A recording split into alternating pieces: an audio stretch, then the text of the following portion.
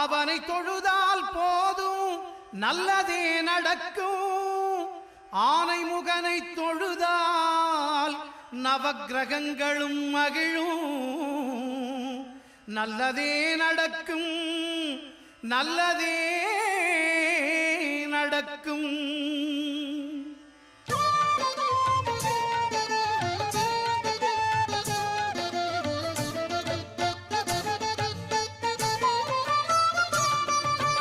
ஒன்பது கோளும் ஒன்றாய் காண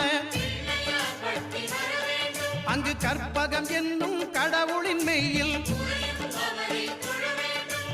ஒன்பது கோளும் ஒன்றாய் காண அங்கு கற்பகம் என்னும் கடவுளின் மெய்யில். சூரியன் முதலாய் 9 கிரகமும் பலவித குணங்களை கொண்டிருக்கும் எங்கள் கற்பக